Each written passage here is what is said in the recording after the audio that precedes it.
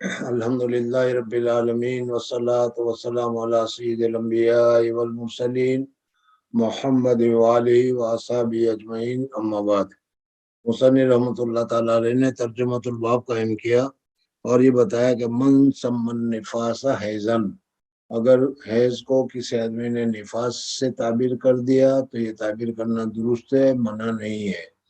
اصل میں حیض اس دوسرے خون کو کہا جاتا ہے، اور نفاس جو ہے وہ بھی دوسرا خون ہے، بچے کے پیدا ہونے کے بعد ہوتا ہے، نکلتا تو ایک ہی جگہ سے ہے، لیکن ایک کا نام حیض ہے اور دوسرے کا نام نفاس ہے۔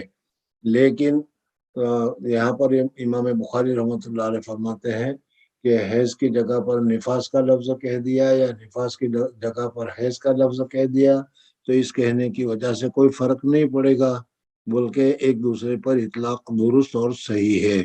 اور حدیث یہ بیان کی کہ حضرت ام سلمہ رضی اللہ تعالیٰ عنہ روایت بیان کرتی ہے کہ ایک رات کو میں حضور اقدس صلی اللہ علیہ وسلم کے ساتھ لیٹی ہوئی تھی، اتنے میں میرا حیض کا وقت آ گیا اور رات کو مجھے حیض کا خون آ گیا۔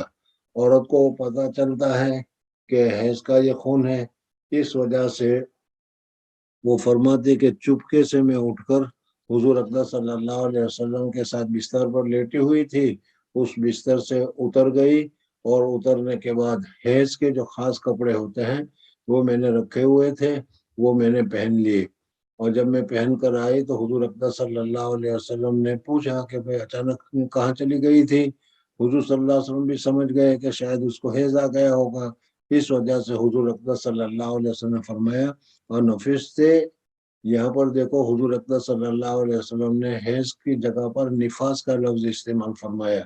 معلوم ہوا کہ حیض کی جگہ پر اگر نفاس کا لفظ استعمال کر لیا جائے تو یہ جائز اور درست ہے۔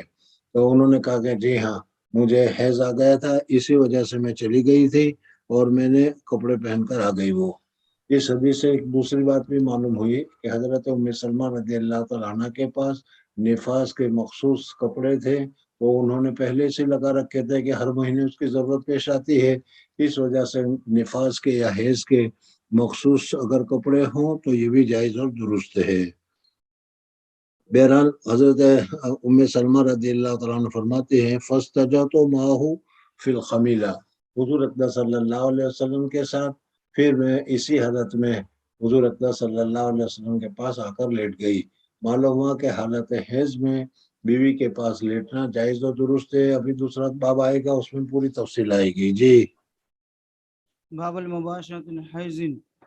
حدثنا قبيصة قال حدثنا سفيان عن منصور عن إبراهيم عن أسود عن عائشة رضي الله تعالى عنه قالت كنا اغتسل أنا وأن النبي صلى الله عليه وسلم من أنا واحد وكلا جنب من إناء واحد من إناء واحد وكلينا جنب وكان يأمرني وکلانا کیا ہوتا ہے؟ وكان يأمرني فأتزر فيباشرهن وأنا حائز وكان يخرج رأسه إلي ومعتكف فأتزل فيباشرني وأنا حائز وكان يخرج رأسه إلي وهو معتكف فأغسله وأنا حائز.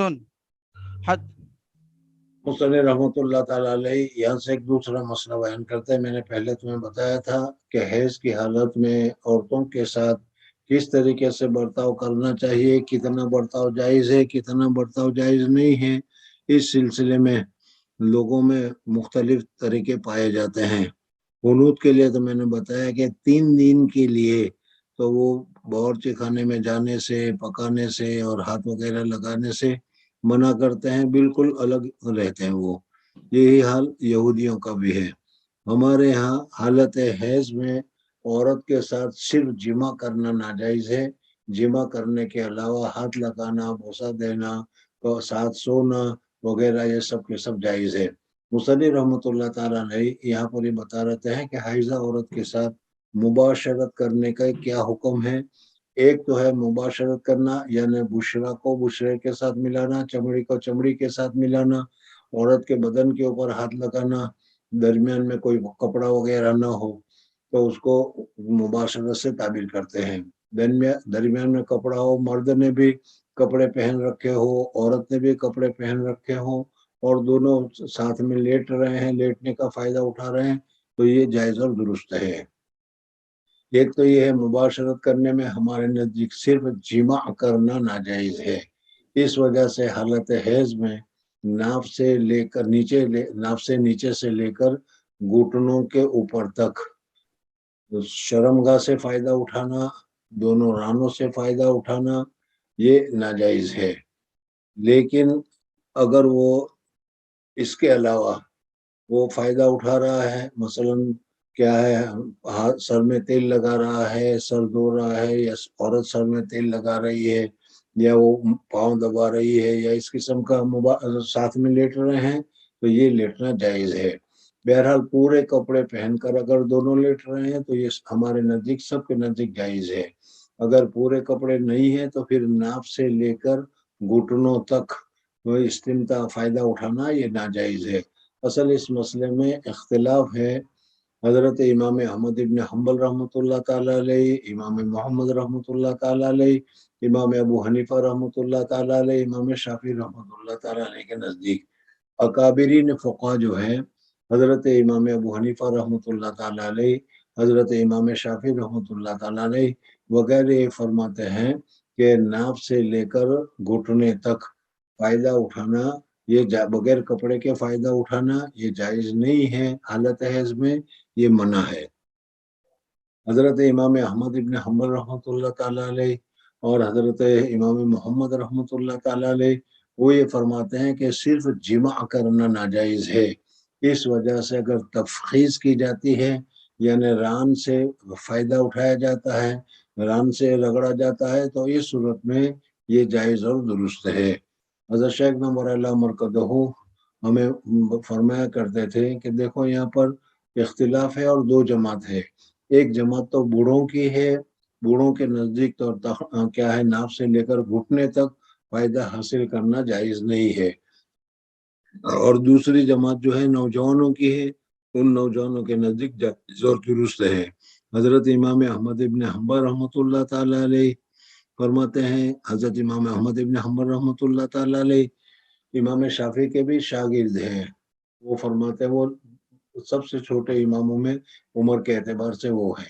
حضرت امام محمد رحمۃ اللہ تعالیٰ علیہ امام ابو حنیفہ رحمۃ اللہ علیہ کے شاگردوں میں سب سے چھوٹے شاگرد ہیں، یہ نوجوان لوگ ہیں۔ یہ فرماتے ہیں کہ تفخیص جائز اور درست ہے، صرف جماع کرنا قبول یا دبر میں یہ ناجائز اور حرام ہے۔ ان کے علاوہ حضرت امام شافعی رحمۃ اللہ تعالیٰ علیہ، امام ابو حنیفہ رحمۃ اللہ علیہ وغیرہ اکابرین، یعنی دوسرے لفظوں میں یہ بوڑھے حضرات ہیں، یہ کیا کرتے ہیں، اس کو ناجائز قرار دیتے ہیں۔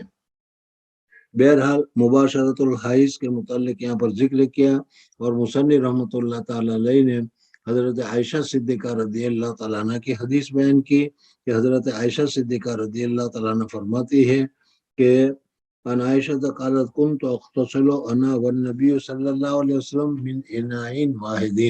پہلی بات یہ بتائی کہ میں اور حضور اکرم صلی اللہ علیہ وسلم ایک ہی برتن میں غسل کیا کرتے تھے۔ وَكُلُّنَا جُنُوبٌ، اور ہم ہر ایک جنابت کی حالت میں ہوتے تھے، یعنی مرد بھی جنابت کی حالت میں، عورت بھی جنابت کی حالت میں، اور جنابت کی حالت میں اس طریقے سے ایک ساتھ ایک ہی برتن میں غسل کرنا جائز اور درست ہے۔ وَكَانَ يَأْمُرُنِي فَاتَّزِرُ فَيُبَاشِرُنِي وَأَنَا حَائِضٌ۔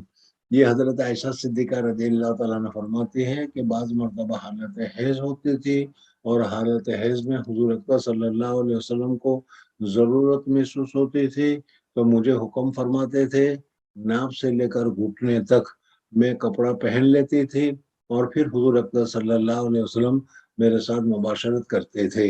تو معلوم ہوا کہ ناف سے لے کر گھٹنے تک اگر کپڑا حائل ہے، کپڑا درمیان میں موجود ہے، تو مباشرت کرنا ران کے ذریعے سے یہ جائز اور درست ہے۔ تو حضرت عائشہ صدیقہ رضی اللہ تعالیٰ عنہ فرماتے ہیں کہ وَيَأْمُرُنِي فَاتَّزِرُ، مجھے حکم فرماتے تھے تو میں ازار پہن لیتی تھی، بس میرے ساتھ مباشرت کرتے تھے اس حال میں کہ ماں حائضہ ہوتی تھی۔ دوسرا یہ بیان فرمایا کہ وَكَانَ يَخْرُجُ رَأْسُهُ إِلَيَّ، حضور اکرم صلی اللہ علیہ وسلم اعتکاف کی حالت میں ہوتے تھے، اعتکاف کی حالت میں مسجد نبوی میں حضور صلی اللہ علیہ وسلم ہوتے تھے، اور مسجد نبوی کے ساتھ ہی حضرت عائشہ صدیقہ رضی اللہ تعالیٰ عنہ کا حجرہ تھا، تو حضور اکرم صلی اللہ علیہ وسلم مسجد نبوی میں ہوتے تھے اور حجرے کی طرف سر کو اس طریقے سے نکال دیتے تھے۔ حضرت عائشہ صدیقہ رضی اللہ تعالیٰ عنہ حضور اکرم صلی اللہ علیہ وسلم کے سر میں کنگھی بھی کرتی تھی، حضور اکرم صلی اللہ علیہ وسلم کے سر مبارک کو یا بال مبارک کو دھو بھی دیا کرتی تھی۔ تو معلوم ہوا کہ حالت حیض میں اگر اس طریقے سے عورت سے استمتاع کیا جائے، فائدہ اٹھایا جائے، تو یہ فائدہ اٹھانا جائز اور درست ہے۔ وَكَانَ يَخْرُجُ رَأْسُهُ إِلَيَّ وَهُوَ مُعْتَكِفٌ فَأَغْسِلْهُ وَأَنَا حَائِضٌ۔ جی حدثنا اسماعيل بن خليل قال اخبرنا علي بن مسهر اخبرنا ابو اسحاق هو شعباني عن عبد الرحمن عن ابن اسود عن ابي عن عائشة رضي الله تعالى عنه قالت كانت احدنا اذا كانت حائزا فراد رسول الله صلى الله عليه وسلم ان يباشر امرها ان تتزر فيه في الفور حيزتها أن تتزر أن تتزر في الفور في فور حيزتها في فور حيزتها ثم يباشرها. قالت وإياكم يملك وأيكم يملك إربه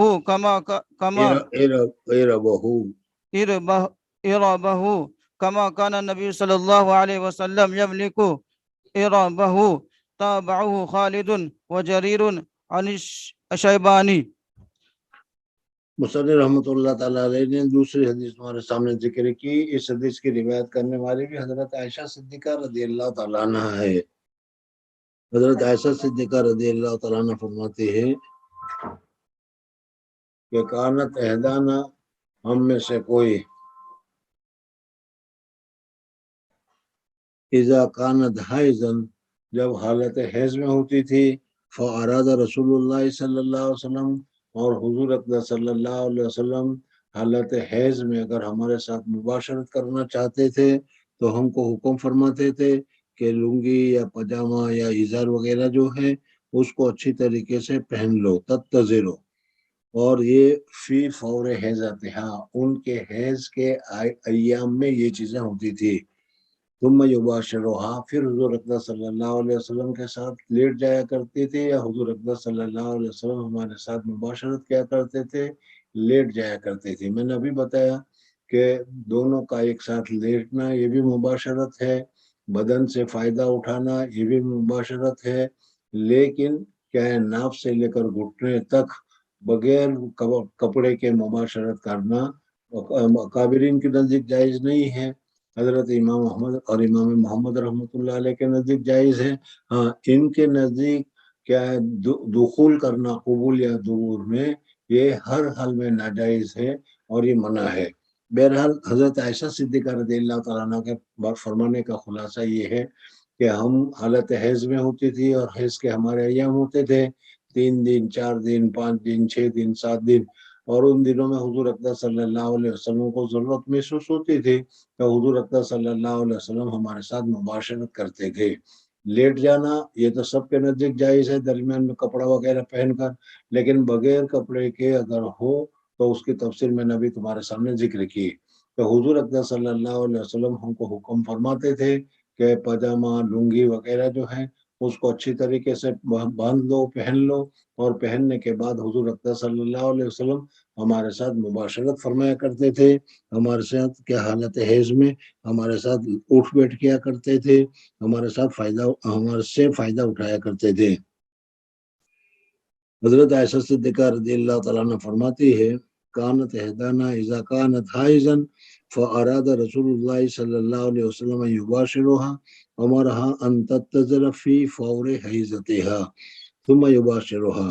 قالت، حضرت عائشہ صدیقہ رضی اللہ تعالیٰ عنہ دوسری بات یہ فرماتی تھی وَأَيَّكُمْ يَمْلِكُ إِرْبَهُ، اور تم میں سے کون اپنی شرمگاہ کا سب سے زیادہ قادر، قدرت والا ہے، طاقت والا ہے، کنٹرول والا ہے۔ اس کے 2 مطلب ہے۔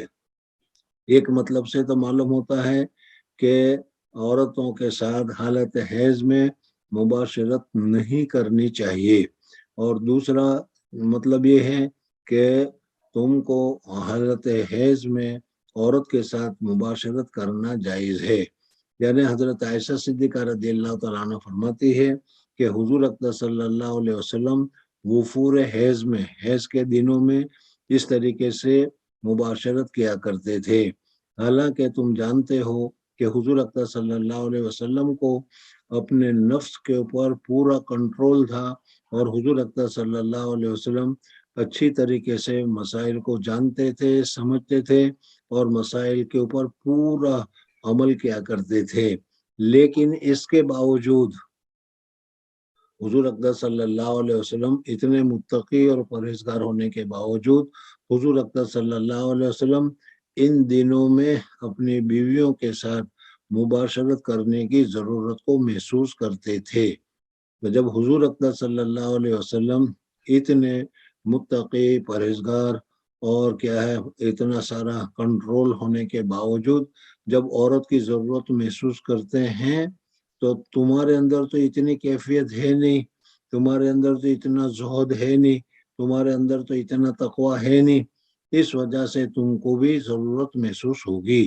جب ضرورت محسوس ہوگی تو تم لوگ بھی اگر اپنی عورتوں کے ساتھ مباشرت کرنا چاہتے ہو تو اس طریقے سے درمیان میں کپڑا ہو، تو کپڑے ہونے کی حالت میں اگر تم مباشرت کرنا چاہو تو مباشرت کر سکتے ہو۔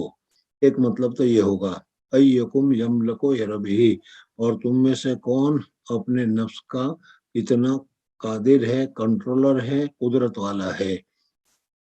دوسرا مطلب یہ ہے کہ حضور اکرم صلی اللہ علیہ وسلم اتنی زیادہ قدرت کے باوجود، اتنا زیادہ کنٹرول کے باوجود حضور اکرم صلی اللہ علیہ وسلم ایسا کرتے تھے، اور تمہارا تو اپنے نفس پر کنٹرول ہے نہیں، اور تم اگر اس طریقے سے حضور صلی اللہ علیہ وسلم کی ریس کرنے جاؤ گے، حضور صلی اللہ علیہ وسلم کی طرح اگر تم کرنے جاؤ گے تو پھر کیا ہے، تمہارا نفس تم کو آگے پھنسا دے گا۔ اس وجہ سے تمہارے لیے چاہے کتنی رغبت ہو، کتنی ضرورت ہو، تم کو حیض کی حالت میں اپنی بیویوں کے ساتھ مباشرت نہیں کرنا چاہیے، بچنا چاہیے۔ حضور صلی اللہ علیہ وسلم تو اپنے نفس پر کنٹرول رکھتے تھے، اس لیے حضور صلی اللہ علیہ وسلم اگر مباشرت کریں تو مباشرت کرنا درست ہے۔ بہرحال دونوں مطلب ہے جو ایک دوسرے کے ضد ہے۔ وَأَيُّكُمْ يَمْلِكُ إِرْبَهُ كَمَا كَانَ النَّبِيُّ صلی اللہ علیہ وسلم يَمْلِكُ إِرْبَهُ۔ جی حدثنا أبو النعمان قال حدثنا عبد الواحد قال حدثنا الشيباني قال حدثنا عبد الله بن شدة قال سمعت شداد قال سمعت ميمونة رضي الله تعالى عنها قالت كان رسول الله صلى الله عليه وسلم إذا أراد أن يباشر امرأة من نسائه أمرها یہ حضرت جی پڑھ پورا کر لیں۔ أمرها فتزرت وهي حائز ورواه سفيان عن الشيباني۔ یہ حضرت میمونہ رضی اللہ تعالیٰ عنہ کی روایت ہے کہ حضرت میمونہ رضی اللہ تعالیٰ عنہ فرماتے ہیں کہ حضور اکرم صلی اللہ علیہ وسلم جب حائضہ عورتیں ہوتی تھی، حضرت میمونہ رضی اللہ تعالیٰ عنہ ازواج مطہرات، اور حضور اکرم صلی اللہ علیہ وسلم ان کے ساتھ مباشرت کا ارادہ کرتے تھے، تو حضور اکرم صلی اللہ علیہ وسلم ان کو کہتے تھے کہ پاجامہ یا ازار پہن لو، اور پھر اس کے بعد حضور اکرم صلی اللہ علیہ وسلم کیا ہے مباشرت کرتے تھے، تو یہ جائز اور درست ہے۔ جی باب ترک الحائض الصوم۔ مصنف رحمۃ اللہ تعالیٰ علیہ نے یہاں پر یہ بتایا کہ حالت حیض میں عورت ناپاک ہو جاتی ہے، جیسا میں نے پہلے بتایا تھا تمہیں کہ حضرت حوا علیہ الصلوۃ والسلام جب دنیا میں تشریف لائی تو دنیا میں تشریف لانے کے بعد اب ان کے اوپر کیا ہے حیض کی شروعات ہو گئی۔ جب حیض کی شروعات ہو گئی تو انہوں نے حضرت آدم علیہ الصلوۃ والسلام سے پوچھا کہ مجھے حیض آ گیا ہے، میرے لیے کیا حکم ہے؟ حضرت آدم علیہ الصلوۃ والسلام نے کہا کہ مجھے معلوم نہیں ہے، اللہ تبارک و تعالیٰ سے میں پوچھوں گا، اور اللہ تبارک و تعالیٰ سے پوچھ کر میں تم کو جواب دوں گا۔ حضرت آدم علیہ الصلوۃ والسلام نے اللہ تبارک و تعالیٰ سے پوچھا تو اللہ تبارک و تعالیٰ نے فرمایا کہ حیض کی حالت میں نماز کو چھوڑ دے۔ چنانچہ حضرت حوا علیہ السلام نے حیض کی حالت میں نماز کو چھوڑ دیا. نماز یہ اللہ تبارک و تعالیٰ کا حق ہے اور اللہ تبارک و تعالیٰ کے حکم سے انہوں نے اس حق کو چھوڑ دیا. اللہ تبارک و تعالیٰ نے ان دنوں میں ان کے اوپر سے نماز کو ختم کر دیا. اس وجہ سے حالت حیض میں جو نماز جائے گی اس نماز کی قضا نہیں ہے، صاحب حق نے اس کو معاف کر دیا ہے. اب جب روزے کا زمانہ آیا، روزے کے متعلق بھی یا الذین آمنوا کتب علیکم الصیام کما کتب علی الذین من قبلکم، تو حضرت آدم علیہ السلام سے لے کر حضور اکرم صلی اللہ علیہ وسلم تک جتنے بھی انبیاء آئے، جتنے بھی رسول آئے، سب نے اپنے اپنی امتوں کو روزہ رکھنے کا حکم فرمایا ہے. روزہ سب کے اوپر فرض تھا. ہاں، روزے کی کمیت میں اور روزے کی کیفیت میں فرق ہوا کرتی تھی. حضرت مریم علیہ السلام کے زمانے میں روزہ تھا، فلم اکلم اليوم انسیہ، آج سے میں کسی آدمی سے کسی سے میں بات نہیں کروں گی. تو بات نہ کرنے کا بھی ان کے یہاں روزہ ہوا کرتا تھا. بہرحال روزے کی فرضیت ہر ایک کے اوپر تھی. حضرت آدم علیہ السلام پر بھی روزے کی فرضیت تھی، اور حضرت حوا علیہ السلام کو خون آ گیا تو انہوں نے پوچھا، حیض کا خون آ گیا تو انہوں نے حضرت آدم علیہ السلام سے پوچھا. تو حضرت آدم علیہ السلام نے قیاس کر کے جس طریقے سے نماز پڑھنے سے روک دیا تھا، اس طریقے سے روزہ رکھنے سے روک دیا. اس وجہ سے حالت حیض میں روزے کی حالت میں ہو یا روزہ رکھا ہوا ہو، اور درمیان میں 12 بجے 10 بجے 4 بجے 5 بجے اگر حیض آ جائے تو حیض آ جانے کی وجہ سے اب روزہ رکھنا درست نہیں ہے اور روزہ فاسد ہو جائے گا. بہرحال روزے کی حالت میں حیض کی حالت میں روزہ رکھنا جائز نہیں ہے. حضرت آدم علیہ السلام نے حضرت حوا علیہ السلام کو کہا کہ حیض کی حالت میں روزہ رکھنا جائز نہیں ہے، اس وجہ سے روزہ کو چھوڑ دو.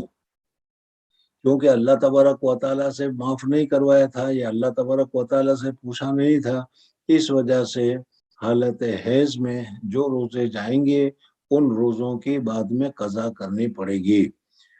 اور دوسری دلیل تو وہ جو تم نے پہلے بھی سنی ہوگی کہ نماز کے سلسلے میں تو نماز 7 دن 8 دن 10 دن کی نماز بہت زیادہ کثیر نماز ہو جائے گی، اس کا ادا کرنا پھر مشکل ہو جائے گا. اس وجہ سے اللہ تبارک و تعالیٰ نے اس کو معاف کر دیا. اور روزہ بہت تو 7 روزے 10 روزے بہت تو 10 روزے قضا ہوں گے، اور 10 مہینے میں 10 روزوں کی قضا کرنا یہ کوئی مشکل نہیں ہے. اس وجہ سے حالت حیض میں اگر روزے چھوٹ جائیں تو اس کی قضا کرنی پڑے گی. جی. حدثنا سعيد بن أبي مريم قال حدثنا محمد بن جعفر قال أخبرني زيد هو ابن أسلم قال عياز بن عبد الله عن أبي سعيد الخدري رضي الله تعالى عنه قال خرج رسول الله صلى الله عليه وسلم في أضحى أو فطر للمصلى فأمر على النساء قال يا معشر النساء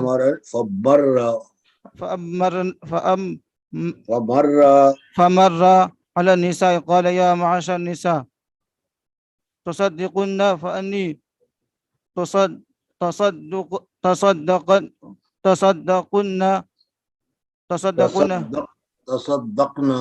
تصدقن فأني أرأيتكن أكثر فإني أرأيتكن أكثر أريتكن أكثر أهل النار. فقلنا وبما يا رسول الله؟ قال تكسرن لعنة وتكفرن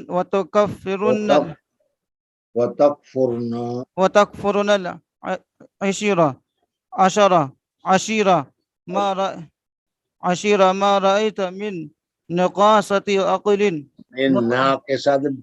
من ناقصة عقل ودين. اگر عبارت پڑھنی تھی تو رات کو دیکھ کر آنے سے کیا ہوا تھا؟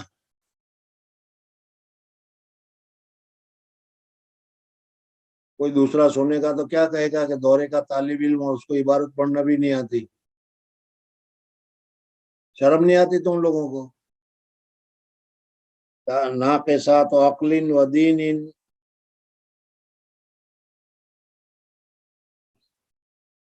ناقصات ناقصات عقل ودين أذهب لحب الرجل الحزام من أحدكن اذهب للب الرجل للب رجل الحزام من أحدكن حازم حازم من أحدكن من إحداك احداكن من أحداكن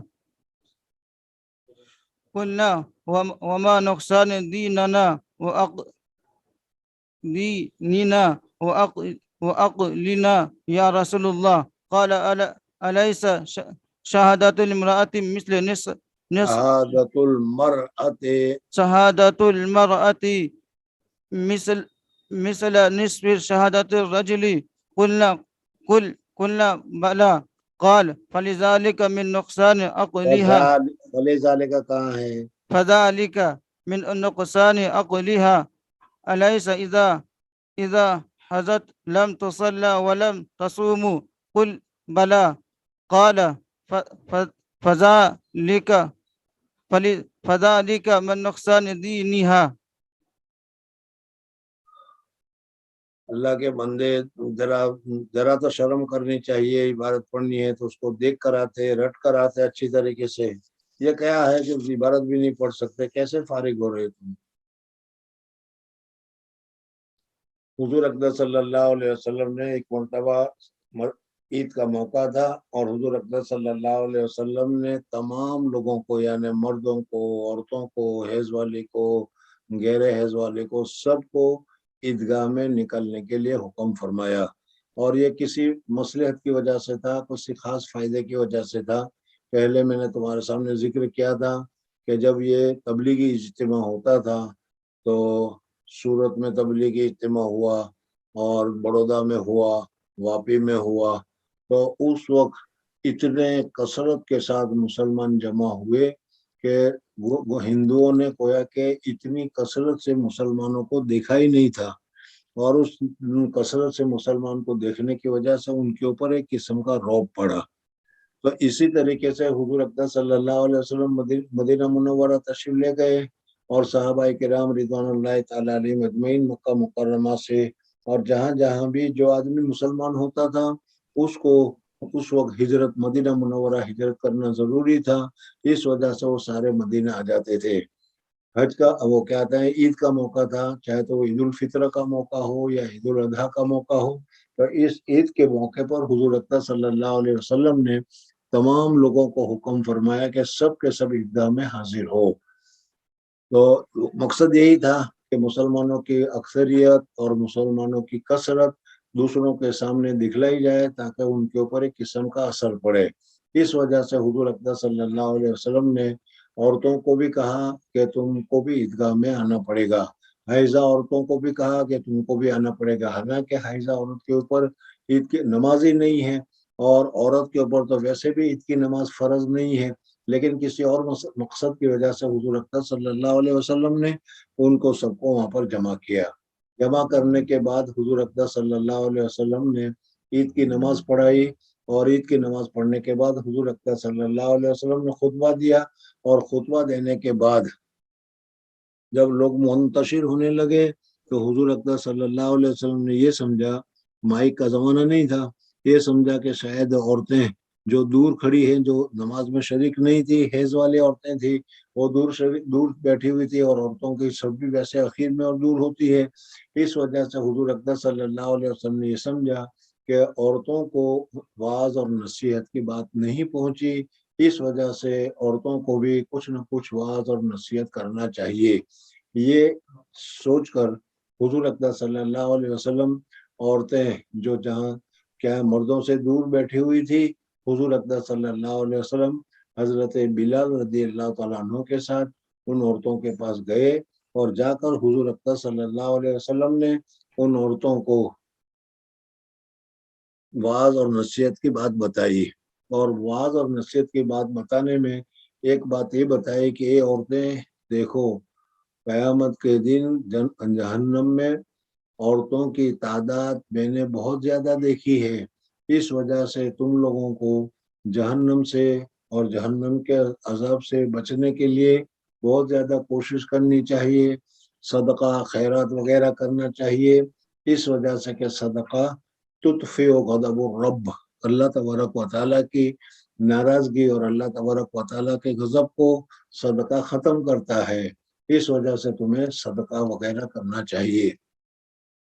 حضور اقدس صلی اللہ علیہ وسلم نے فرمایا عورتوں کو اللہ تبارک و تعالیٰ نے بہت ہی نرم و نازک دل دیا ہے، بہت جلدی اس کے اوپر اثر ہوتا ہے، اس وجہ سے عورتوں نے اس وقت فوراً صدقہ کا ارادہ شروع کر دیا۔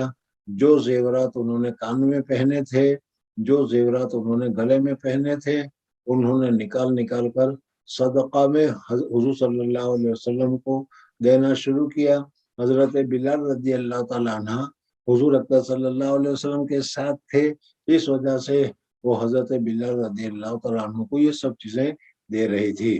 بہرحال عورتوں آج کل بھی اللہ تبارک و تعالیٰ نے عورتوں کو بہت ہی نرم و نازک دل دیا ہے، گناہوں سے اور جہنم سے ڈر کا اثر بھی ان کے اوپر بہت زیادہ ہوتا ہے۔ موجودہ زمانے میں بھی کیا چندہ کرنے والے جانتے ہیں کہ مردوں کے مقابلے میں عورتیں جو ہے بہت ہی آسانی کے ساتھ صدقہ کر لیا کرتی ہے۔ یہ عورتوں کی خوبی ہے اور عورتوں میں ایک بہتری ہے۔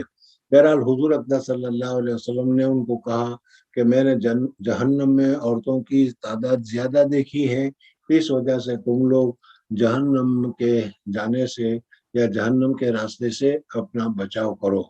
دوسری بات حضور اقدس صلی اللہ علیہ وسلم نے فرمایا کہ انتم ناقصات العقل، تم لوگ ناقصات العقل ہے۔ ناقصات العقل کا معنی ہے کہ تمہاری عقل جو ہے وہ پوری نہیں ہے، اس میں کچھ نقص ہے، اس میں کچھ کمزوری ہے۔ اس جملے سے عورتیں یہ نہ سمجھیں کہ حضور اقدس صلی اللہ علیہ وسلم نے ہماری عقل کو کم قرار دیا یا حضور اقدس صلی اللہ علیہ وسلم نے ہم کو بیوقوف قرار دیا۔ اس وجہ سے کہ موجودہ زمانے میں بعض عورتیں ایسی بھی ہوئی ہے کہ مرد اس جگہ پر نہیں پہنچتا لیکن عورتیں اس جگہ کے اوپر پہنچی ہوئی ہے۔ جیسے اگر دیکھنے جاؤ تو الزابیتھ ہے یا اس کے علاوہ اور دوسری جو عورتیں ہیں جنہوں نے پوری دنیا کے اوپر حکومت کی، پورے ممالک کے اوپر حکومت کی، جیسے اندرا گاندھی ہوئی، یا اس کے علاوہ بہت ساری ایسی عورتیں جو کہ سامنے بیان کی جا سکتی ہے، اور اسی وجہ سے کہتے ہیں کہ عورت بھی مرد کے برابر ہی ہے۔ صحیح ہے، لیکن اصل جو حضور اقدس صلی اللہ علیہ وسلم فرمانا چاہتے ہیں وہ یہ ہے کہ عورتوں کی عقل میں ذرا سی ضعف ہے، ذرا سی کمزوری ہے۔ ناقصات العقل والدین، عقل میں ناقصات کیا ہے وہ میں بھی بتاتا ہوں۔ پہلے دین میں دیکھ لو کہ تمہارا دین بھی ناقص ہے، تمہاری عقل بھی ناقص ہے۔ دین ناقص ہے کا کیا مطلب کہ مرد جو ہے وہ پورے مہینے تک 35 دن کیا کرے گا، نماز پڑھے گا، روزہ رکھے گا، اور عورت اس کو حیض آتا ہے، اور حیض آنے کی وجہ سے وہ کم سے کم 3 دن، کم سے کم 3 دن، زیادہ سے زیادہ 10 دن، یا امام شافعی رحمۃ اللہ علیہ کے مسلک کے مطابق زیادہ سے زیادہ 15 دن جو حیض کے آنے کے ہیں، تو ان دنوں میں نماز نہیں پڑھے گی، تو آدھے دن نماز پڑھے گی اور آدھا مہینہ نماز پڑھے گی اور آدھا مہینہ نماز نہیں پڑھے گی، تو دین میں نقصان ہوا کہ نہیں۔ اور اسی طریقے سے مرد اگر 2 ہے تو اس گواہی کی تعداد پوری ہو گئی، اور عورت اگر 2 ہے تو اس صورت میں کیا ہے وہ 1 مرد کے برابر ہے۔ اس وجہ سے گویا کہ شہادت میں بھی اس کا درجہ کم ہے، لہذا حضور اقدس صلی اللہ علیہ وسلم نے فرمایا کہ انتم ناقصات العقل والدین۔ عقل میں ناقصات کا مطلب میں نے ابھی بتایا کہ اسے یہ نہ سمجھے کہ حضور صلی اللہ علیہ وسلم نے عورت کو آدھی عقل والا کہا، یا حضور صلی اللہ علیہ وسلم نے عورت کو بیوقوف کہا، یہ مطلب نہیں ہے، بلکہ حضور اقدس صلی اللہ علیہ وسلم کے کہنے کا مطلب یہ ہے کہ اللہ جل جلالہ و امن والوں نے عورت کے اندر میں ایک حالت رکھی ہے کہ وہ جذبات سے بہت زیادہ جلد متاثر ہو جاتی ہے اور زیادہ غور و فکر نہیں کرتی۔ اور اس کی مثال میں نے ابھی بتائی کہ عورتوں کو اگر تم تقریر کرو اور تقریر کرنے میں جہنم کے عذاب وغیرہ سے بتاؤ، یا کوئی دردناک واقعہ ہوا ہے، کوئی دردناک واقعہ ان کے سامنے ظاہر کرو، تو وہ دل کے اوپر بہت زیادہ اثر لے لیتی ہے اور بہت زیادہ اس کے ذریعے سے وہ متاثر ہو جاتی ہے۔ اور مرد جو ہے وہ اس سے بھی زیادہ بات بتاؤ تو بھی اتنا زیادہ متاثر نہیں ہوتا. تو حضور اقدس صلی اللہ علیہ وسلم نے جب تاثر کیا، عورتوں نے فوراً اپنے اپنے گلوں سے، اپنے اپنے کان میں سے زیورات نکال کر صدقہ کرنا شروع کیا. اور اگر مردوں کو کیا ہے کتنی ضرورت بتائی جائے، لیکن اپنی کیا ہے پاکٹ میں سے 2 روپے نکالنا اس کے لیے بہت زیادہ مشکل ہوتا ہے، بہت زیادہ غور فکر کرتا ہے، سوچتا ہے. اور عورت زیادہ سوچتی نہیں ہے، یہ اس کے عقل کی گویا کہ کمزوری ہے. تو حضور اقدس صلی اللہ علیہ وسلم نے فرمایا کہ انتم ناقصات العقل والدین ہے.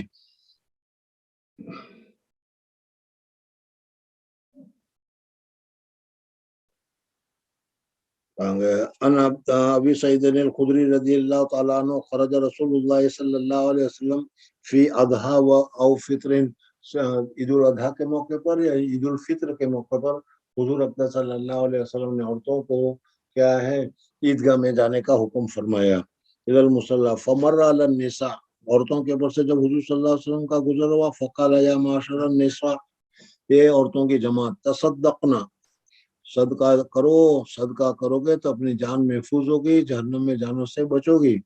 فَإِنِّي أُرِيتَكُنَّ أَكْثَرَ أَهْلِ النَّارِ، اکثر اہل النار میں نے تم لوگوں کو دیکھا ہے. اس کے اوپر اشکال ہوتا تھا کہ ہر مرد کو 2 بیویاں دنیا کی ملے گی، تو پھر جنت میں تو مردوں سے عورتوں کی تعداد زیادہ ہوگی. پھر یہاں حدیث میں تو دکھلایا گیا کہ جہنم میں عورتیں زیادہ ہوگی، تو پھر دونوں میں تعارض ہو گیا، تطبیق کس طریقے سے ہوگی؟ تو اس کا جواب یہ ہے کہ ابتدائی دور میں عورتیں جہنم میں زیادہ ہوگی، پھر اس کے بعد ان کے سزا پوری ہوگی یا تو سفارش ہوگی، اور سفارش کے بعد کیا ہے وہ جنت میں زیادہ ہوگی. بہرحال وبما یا رسول اللہ قال، حضور اقدس صلی اللہ علیہ وسلم نے فرمایا کہ جہنم میں نے تم کو زیادہ دیکھا ہے. بعض عورتیں ہمت والی ہوتی ہے اور وہ فوراً سوال پوچھ لیتی ہے. اس لیے ایک عورت کھڑی ہو کر اس نے کہا کہ یا رسول اللہ صلی اللہ علیہ وسلم وبما، یعنی جہنم میں زیادہ ہونے کی وجہ کیا ہے؟ کیا ہم کفر اور شکر وغیرہ کر رہے ہیں یا کس وجہ سے ہے؟ وبما یا رسول اللہ قال تکفن اللعن وتکفن العشیر، تو کہا کہ تم لعنت ملامت بہت زیادہ کرتی ہو، اور دوسرا اپنے شوہر کی ناشکری بہت زیادہ کرتی ہو. عامتاً عورتوں کے اوپر ساری زندگی تم اس کو نصرت کرو، مدد کرو، ان کے سارے آرڈر کو پورا کرو، ان کی ہر خواہش کو پورا کرو، لیکن ایک خواہش اگر کبھی کسی وجہ سے اگر پوری نہیں کر سکی تو پھر اس صورت میں وہ عورت ساری زندگی کے احسانات وغیرہ ہیں ان سب کو چھوڑ کر وہ کہے گی کہ مجھے تیرے یہاں کر کیا ملا، 2 چیتھرے اور 2 لیٹرے. یہ ناشکری عورت میں زیادہ پائی جاتی ہے. سب سے زیادہ اچھے سے اچھا کھلاؤ، اچھے سے اچھا پلاؤ، اچھے سے اچھا سے رکھو، لیکن پھر بھی ناشکری ان کے زبان سے نکلتی ہے. تو اس وجہ سے حضور اقدس صلی اللہ علیہ وسلم نے فرمایا کہ شوہروں کی ناشکری کرنے کی وجہ سے جہنم میں تم لوگ زیادہ ہوگی. وَتَكْفُرْنَ الْعَشِيرَ وَمَا رَأَيْتُ مِن نَاقِصَاتِ الْعَقْلِ وَالدِّينِ، حضور اقدس صلی اللہ، میں نے ابھی بتایا کہ حضور اقدس صلی اللہ علیہ وسلم کے کہنے کا مقصد یہ نہیں ہے کہ عورت میں عقل کم ہوتی ہے، یہ نہیں ہے کہ مرد کے مقابلے میں یہ آدھی عقل والی ہوتی ہے، ایسا نہیں ہے، بلکہ ان کو جو جوش دلا دو تو پھر اس جوش میں وہ آگے زیادہ سوچتی نہیں ہے اور پھر اس میں آگے بڑھ جاتی ہے. تو اس وجہ سے حضور اقدس صلی اللہ علیہ وسلم نے فرمایا کہ اللہ تبارک و تعالیٰ نے تم کو ناقصات العقل بنایا ہے، لیکن اس کے باوجود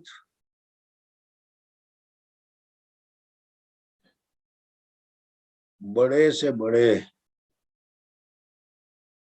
سمجھدار آدمی کو، بڑے سے بڑے عقل مند آدمی کو، بڑے سے بڑے اونچے درجے کے آدمی کو ایک عورت چٹکی میں،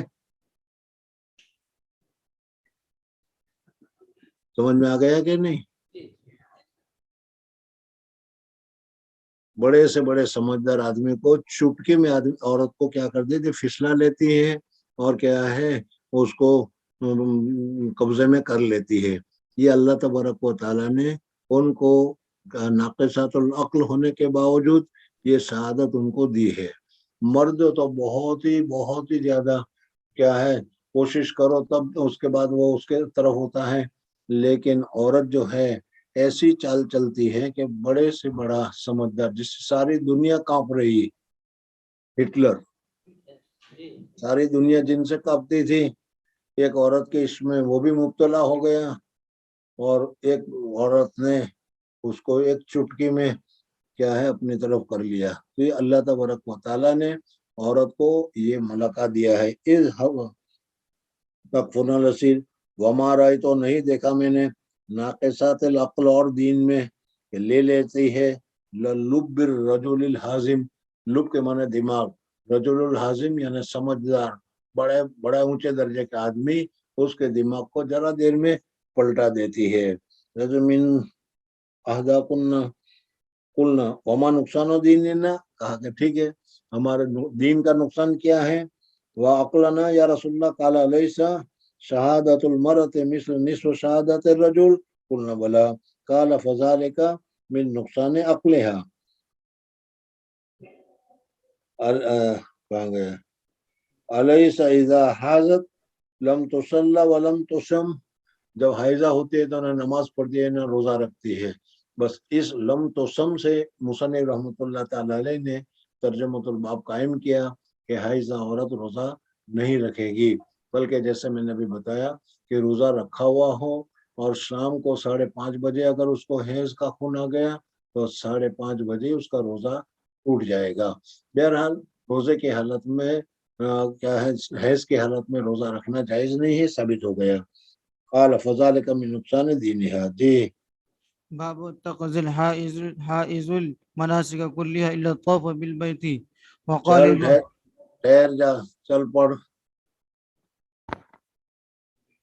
بسم الله الرحمن الرحيم. باب تقضي الحائض المناسك كلها الا الطواف بالبيت. وقال ابراهيم رحمه الله لا باس ان تقرا الايه ولم يرى ابن عباس رضي الله عنهما بالقراءه للجنوب باسا، وكان النبي صلى الله عليه وسلم يذكر الله على كل احيانه. وقالت ام عتيق رضي الله عنها كنا نؤمر أن نخرج الحيض فيكبرن بتكبيرهم ويدعون. وقال ابن عباس رضي الله عنهما أخبرني أبو سفيان أن هرقل دعا بكتاب النبي صلى الله عليه وسلم فقرأه فإذا فيه بسم الله الرحمن الرحيم ويا أهل الكتاب تعالوا إلى كلمة سواء بيننا وبينكم الآية ألا نعبد إلا الله ولا نشرك به شيئا إلى قوله مسلمون. وقال عطاء عن جابر رضي الله عنه حدث عائشة رضي الله عنها فنسكت المناسك كلها غير الطواف بالبيت ولا تصلي. وقال الحكم أني لا أذبح وأنا جنب قال الله عز وجل ولا تأكلوا مما لم يذكر اسم الله عليه. مصنف رحمۃ اللہ تعالی علیہ نے ترجمۃ الباب قائم کیا تقضى الحائض المناسك كلها الا الطواف، کہ حیضہ عورت حالت حیض کے دنوں حج کے دنوں میں اگر اس کو حیض آ جائے تو حج کے جو دوسرے کام ہے مثلا مینا میں جانا اور کیا شیطان کو کنکری مارنا، مزدلفہ میں رات کو قیام کرنا، عرفات کے میدان میں جانا اور وہاں دعا وغیرہ کرنا، تسبیحات وغیرہ پڑھنا حالت حیض میں بالکل جائز اور درست ہے. حیض میں یہ عورت یہ سارے کام کر سکتی ہے، اس میں کوئی ممانعت اور رکاوٹ نہیں ہے. ہاں حیض کی حالت میں حرم شریف میں جا کر کعبہ شریف کا طواف کرنا چاہے تو وہ طواف نہیں کر سکتی، اس وجہ سے کہ وہ حرم شریف یا کعبہ شریف مسجد حرام میں ہے اور حائض عورت کو مسجد میں داخل ہونے کی اجازت نہیں ہے. مصنف رحمۃ اللہ تعالی علیہ اس مسئلے کو یہاں پر بتانا چاہتے ہیں، جیسا کہ حافظ ابن حجر رحمۃ اللہ تعالی علیہ بھی یہی فرماتے ہیں جو میں نے ابھی تمہارے سامنے ذکر کیا. ہمارے حضرت اقدس نور اللہ مرکزو فرماتے ہیں کہ امام بخاری رحمۃ اللہ تعالی علیہ نے اس مسئلے کو جو ذکر کیا کہ حائضہ عورت حالت حیض میں حج کے تمام افعال کو ادا کر سکتی ہے لیکن طواف نہیں کر سکتی، اگر یہی مسئلہ امام بخاری رحمۃ اللہ تعالی علیہ کو بیان کرنا ہوتا تو کتاب الحج آ رہی ہے، حج میں یہ مسئلہ آئے گا اور حج میں امام بخاری رحمۃ اللہ تعالی علیہ وہاں بیان کرتے. یہاں پر کیا ہے نہ وضو کے ساتھ یا نماز کے ساتھ یا کیا ہے نماز کے درمیان میں کتاب الحیض میں اس مسئلے کو بیان کرنے کی ضرورت نہیں تھی. تو پھر امام بخاری رحمۃ اللہ تعالی علیہ نے یہاں پر اس کو کیوں ذکر کیا؟ تو حضرت شیخ نور اللہ مرکزو فرماتے ایک دوسرے مسئلے کی طرف اشارہ کرنا مقصود ہے، اور وہ یہ ہے کہ حالت حیض میں عورت قرآن پاک کی تلاوت کرے تو قرآن پاک کی تلاوت کرنا جائز ہے کہ ناجائز ہے؟ سمجھ میں آ گیا؟ اس مسئلے کو امام بخاری رحمۃ اللہ علیہ بیان کرنا چاہتے ہیں۔ وہ امام بخاری کا مقصد تو ابھی بعد میں، پہلے اس مسئلے کو دیکھ لو کہ یہ مسئلہ کیا ہے۔ قرآن پاک کی تلاوت کرنا حالت حیض میں، حالت جنابت میں جائز ہے کہ نہیں ہے، اس مسئلے میں ائمہ کا اختلاف ہے۔ خود ہمارے نزدیک بھی اگر حالت حیض میں اگر کوئی عورت قرآن پاک کی تلاوت کرنا چاہتی ہے تو قرآن پاک کی ایک آیت کی تلاوت کرنا جائز نہیں ہے، حرام ہے، منع ہے، اس کو تلاوت نہیں کرنی چاہیے۔ لیکن اگر قرآن پاک کی آیت ہی کو یا کیا ہے ذکر اللہ کے طور پر بسم اللہ پڑھنا چاہتی ہے، دعا کے طور پر ربنا آتنا فی الدنیا حسنۃ وفی الآخرۃ حسنۃ وقنا عذاب النار وغیرہ دعائیں جو ہے 40 ربنا ہے جو قرآن پاک وغیرہ میں نقل کی گئی ہے، اگر وہ دعا کے طور پر استعمال کر رہی ہے اور دعا کے طور پر مانگ رہی ہے تو یہ دعا کے طور پر مانگنا درست ہے، اس وجہ سے کہ یہ دعا ہے، تلاوت نہیں ہے۔ اس وقت جو مسئلہ چل رہا ہے وہ تلاوت کا ہے کہ قرآن پاک کی تلاوت کرنا جائز نہیں ہے۔ ایک مسئلہ ابھی کیا ہے اس زمانے میں بہت زیادہ سامنے آئے گا کہ بعض جگہ بعض مدارس میں عورتیں بھی عالمہ ہوتی ہے اور عورتیں بھی پڑھانے کے لیے جاتی ہیں، مکتب میں وہ پڑھاتی ہے، ناظرہ پڑھاتی ہے، اور وہ حیض کی حالت میں ہوتی ہے، تو پھر اس صورت میں حیض کی حالت میں اگر پڑھانے نہ جائیں تو پھر بچیوں کا پڑھنے کا نقصان ہوتا ہے، اور اگر حالت حیض میں پڑھانے کے لیے جائیں تو قرآن پاک کی تلاوت کرنا جائز نہیں ہے۔ تو علماء نے بتایا ہے کہ ایسے وقت میں پوری ایک آیت کو مسلسل وہ تلاوت نہ کرے، بلکہ ایک ایک ورڈ کو، ایک ایک لفظ کو اگر وہ پڑھ کر بتائے تو یہ پڑھ کر بتانا جائز ہے۔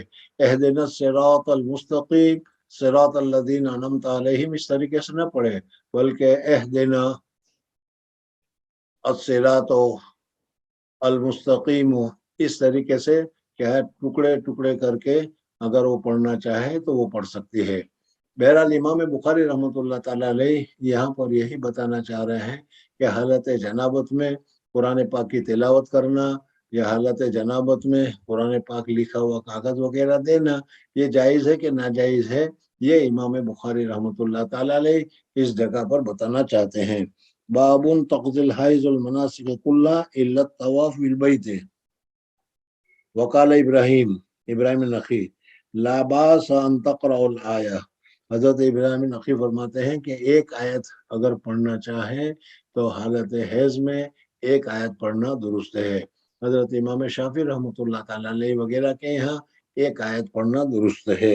ہمارے نزدیک ایک آیت مسلسل پڑھنا درست نہیں ہے، ہاں ٹکڑے ٹکڑے کر کے اگر پڑھا جائے جیسے میں نے بتایا اہدنا الصراط المستقیم تو یہ جائز اور درست ہے۔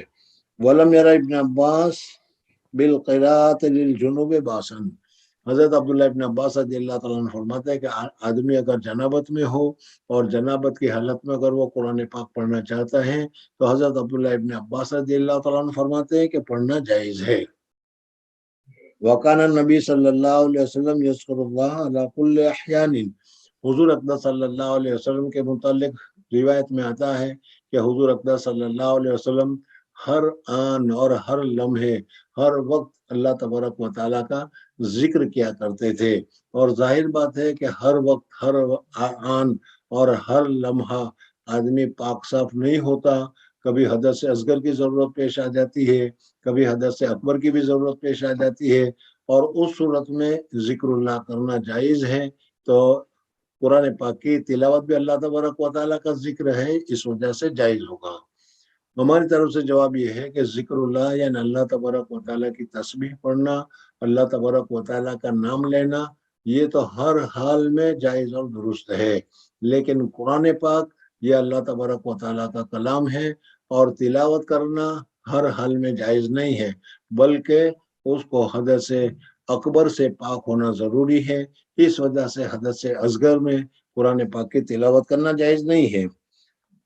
وکالت ام عطیہ، حضرت ام عطیہ فرماتی ہے کننا نؤمر ان نخرج الحیضہ، ہمارے زمانے میں حائضہ عورتوں کو بھی عیدگاہ میں جانے کا حکم تھا، اور ہم کو حکم تھا کہ عورتوں کو بھی عیدگاہ میں لے جایا جائے، حالانکہ وہ حالت حیض میں ہوتی تھی۔ ظاہر بات ہے کہ حالت حیض میں وہ نماز تو نہیں پڑھے گی، لیکن جو دعا کی جائے گی اس دعا میں شریک ہوگی، ذکر کیا جائے گا اس ذکر میں شریک ہوگی، تو معلوم ہوا حالت حیض میں دعا کرنا یا ذکر وغیرہ کرنا جائز اور درست ہے۔ وقال ابن عباس اخبرنی ابو سفیان، حضرت یہ میں نے پہلے بتایا تھا حدیث ہرقل تمہارے پاس آئی تھی جس میں تقریباً 1 مہینہ لگا تھا۔ بہرحال حدیث ہرقل میں بتایا تھا کہ امام بخاری رحمۃ اللہ تعالی علیہ نے 3 جگہ پر تو پوری تفصیل کے ساتھ ذکر کیا ہے، باقی جگہ پر جز ذکر کیا ہے۔ یہاں پر اسی کی طرف اشارہ کیا کہ حضرت عبداللہ ابن عباس رضی اللہ تعالیٰ عنہ فرماتے ہیں کہ حضور اقدس صلی اللہ علیہ وسلم نے ہرقل کے اوپر جو خط لکھا اس خط میں قرآن پاک کی آیت لکھی۔ ظاہر بات ہے کہ قرآن پاک کی یہ آیت ہرقل پڑھے گا یا ہرقل کے سامنے کوئی دوسرا آدمی پڑھے گا، اور وہ حالت جنابت میں ہوگا، اس وجہ سے وہ غیر مسلم ہے، اور غیر مسلم ہونے کی وجہ سے وہ جنابت سے غسل سے پاک ہی نہیں ہوتا، تو ناپاکی کی حالت میں وہ پڑھے گا، اور حضور صلی اللہ علیہ وسلم نے اس کو لکھ کر دیا ہے، جب لکھ کر دیا تو ظاہر بات ہے وہ پڑھے گا، تو معلوم ہوا کہ حالت جنابت میں قرآن پاک کی تلاوت جائز اور درست ہے۔ اخبرني ابو سفيان ان هرقل دعا بكتاب النبي صلى الله عليه وسلم فقرأه فإذا فيه بسم الله الرحمن الرحيم يا أهل الكتاب تعالوا إلى كلمة سواء بيننا وبينكم الآية ألا نعبد إلا الله ولا نشرك به شيئا إلى قول مسلمون۔ وقال أتى عن جابر حضرت عائشة رضی اللہ تعالیٰ عنہ، حضرت عائشہ صدیقہ رضی اللہ تعالیٰ عنہ حجۃ الوداع کے موقع پر حائضہ ہوئی ہے۔ وَنَسَقَتِ الْمَنَاسِكَ كُلَّهَا، تو انہوں نے تمام مناسک کو جو حج کے کام ہیں وہ سارے حج کے کام کیے، مینا میں بھی گئی، مزدلفہ میں، عرفات میں بھی گئی، مزدلفہ میں بھی گئی، شیطان کو کنکریاں وغیرہ بھی ماری، قربانی وغیرہ بھی کروائی، سب کچھ کیا، صرف حرم شریف میں طواف کے لیے نہیں جا سکی وہ، غیر الطواف بالبیت ولا تصلی، اور وہ نماز نہیں پڑھ سکتی تھی۔ وقال الحکم انی لازبہ وانا جنوبن، جنابت کی حالت رات کو بیوی کے ساتھ جمع کیا تھا، صبح اٹھ کر اگر وہ قربانی کر رہا ہے تو جنابت کی حالت میں ذکر اللہ کرنا جائز ہے، اللہ کا نام لینا جائز ہے، اس لیے اللہ کا نام لے کر بسم اللہ اللہ اکبر کہہ کر اگر وہ ذبح کرے گا تو یہ ذبح کرنا جائز اور درست ہے۔ وقال اللہ عز وجل ولا تاکلوا مما لم یذکر اسم اللہ علیہ، تو معلوم ہوا کہ ذکر اللہ کیا جائے گا تو حالت حیض میں ذکر اللہ کرنا جائز ہے۔ جی حدثنا ابو نعيم قال حدثنا عبد العزيز بن ابي سلمة عن عبد الرحمن بن القاسم عن القاسم بن محمد عن عائشة رضي الله عنها قالت خرجنا مع رسول الله صلى الله عليه وسلم لا نذكر الا الحج کہ فلما حضور اقدس صلی اللہ علیہ وسلم حجۃ الوداع میں نکلے تھے، وہ واقعہ کہ حضرت عائشہ صدیقہ رضی اللہ تعالیٰ عنہ فرماتے کہ مدینہ منورہ سے جب ہم نکلے حضور صلی اللہ علیہ وسلم نے اعلان کر دیا تھا کہ میں حج کرنا چاہتا ہوں، حج کے لیے جانا چاہتا ہوں، جو آدمی شریک ہونا چاہے وہ آئے، اور جتنے آئے وہ سب کے سب حج کے ارادے ہی سے آئے تھے، اس لیے گویا کہ ہم سب نے حج کی نیت کی تھی۔ ولا نذکر الا الحج، فلما جئنا صريف طمست فدخل على النبي صلى الله عليه وسلم جب وانا شریف جگہ کا نام ہے، حضرت عائشہ صدیقہ رضی اللہ تعالیٰ عنہ فرماتے ہیں کہ شریف جگہ میں پہنچے تو مجھے ایک دم حیض آ گیا تو میں رونے لگی، حضور صلی اللہ علیہ وسلم تشریف لائے، پوچھا کہ بھائی کیوں رو رہی ہو؟ کہا کہ مجھے تو حیض آ گیا، میں حج میں آ کے کیا کروں گی؟ حضور اقدس صلی اللہ علیہ وسلم نے فرمایا کہ گھبراؤ مت، حیض تو اللہ تبارک و تعالیٰ نے عورتوں کے ذمے لکھ رکھا ہے، حضرت حوا کے زمانے سے ہے، ہاں تم ایسا کرو کہ دوسرے تمام کام جو ہے وہ کر سکتی ہو، صرف حج طواف جو مسجد حرام میں ہوتا ہے مسجد میں داخل نہیں ہو سکتی۔ جی فقال ما يبكيك قلت لوددت والله اني لم احج العام قال لعلك نفستي قلت نعم قال فإن ذلك شيء كتبه الله تعالى على بنات آدم فافعلي ما يفعل الحاج غير ألا تطوفي بالبيت حتى تطهري۔ باب الاستعاذة حدثنا مصنف رحمۃ اللہ تعالیٰ علیہ نے اب یہاں پر استحاضہ کے مسئلے کو ذکر کیا۔ استحاضہ یہ بھی ایک خون ہے جو عورتوں کے فرد سے آگے کے حصے سے نکلتا ہے، لیکن وہ رحمدانی سے نہیں نکلتا بلکہ رحمدانی کے علاوہ کسی دوسری رگ سے نکلتا ہے. یعنی دوسرے لفظوں میں حیض کے خون اور استحاضہ کے خون میں فرق ہے. حیض کے خون سے تو نماز وغیرہ پڑھنا منع ہوگا، لیکن استحاضہ کا خون جو ہے دوسری رگوں کے خون کی مانند ہے. جس طریقے سے بدن میں اگر کوئی انگلی کٹ جائے اور اس کا خون نکلے تو اس خون نکلنے کی وجہ سے نماز سے وہ چھوڑ نہیں دے گا، بلکہ اس کو نماز پڑھنی ہوگی. اسی طریقے سے حالت ہے استحاضہ میں. استحاضہ یعنی مرض کی وجہ سے نکلنے والا خون، تو اس خون کی وجہ سے اس کے اوپر حیض کے احکام نہیں ہوں گے، بلکہ استحاضہ میں پاک عورتوں کے ہی کے احکام ہوں گے.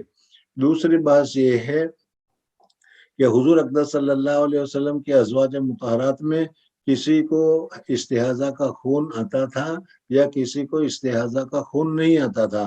ایک قول یہ ہے کہ استحاضہ کا خون شیطان کے اثر کی وجہ سے ہوتا ہے، اس وجہ سے ازواج مطہرات کو استحاضہ کا مرض اور استحاضہ کا خون نہیں آیا. لیکن صحیح یہ ہے کہ حضور اقدس صلی اللہ علیہ وسلم کی ازواج میں سے بھی بعض عورتوں کو استحاضہ کی تکلیف تھی اور ان کو بھی استحاضہ آیا ہوا تھا. بہرحال مصنف رحمۃ اللہ تعالی علیہ نے یہاں سے استحاضہ کے مسائل کو تمہارے سامنے ذکر کیا ہے. امام بخاری رحمۃ اللہ تعالی علیہ نے استحاضہ کے مسائل میں تفصیل سے مختلف ابواب ذکر نہیں کیے، بلکہ ایک دو باب ہی میں اس مسئلے کو نمٹا دیا. حضرت امام ابو داؤد رحمۃ اللہ تعالی علیہ نے، ابو داؤد سے تم نے پڑھی ہوگی، تو سب سے زیادہ استحاضہ کے مسائل جو ہیں حضرت امام ابو داؤد رحمۃ اللہ تعالی علیہ نے ابو داؤد شریف میں ذکر کیا ہے.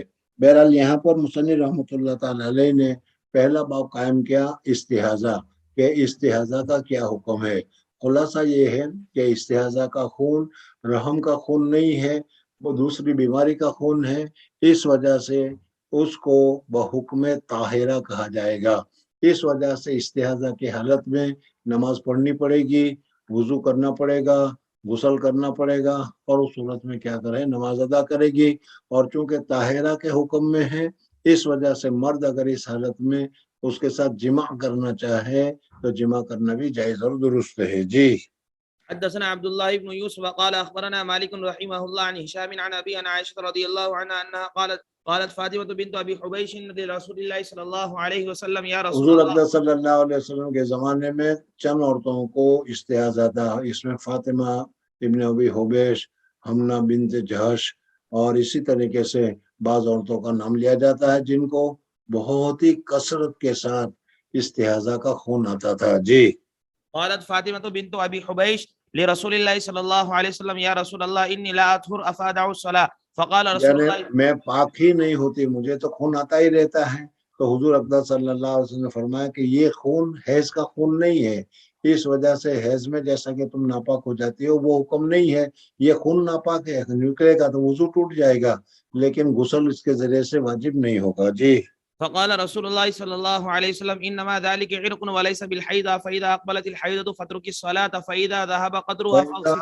جب حیض کے دن آ جائیں اور پھر اس وقت جو اگر کوئی عورت ہے کہ مسلسل مہینے بھر تک اس کو خون آتا ہی رہتا ہے، تب اس صورت میں اس کے حیض کے دن کب ہوں گے؟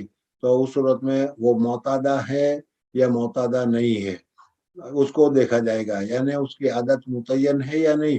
عامتاً عورتوں کے لیے حیض کی عادت متعین ہوتی ہے، مثلا 5 تاریخ کو، 7 تاریخ کو، 2 تاریخ کو. اس طریقے سے ان کو کیا ہے تاریخ متعین ہوتی ہے، عورت کو معلوم ہوتا ہے کہ یہ دن میرے حیض کے ہیں.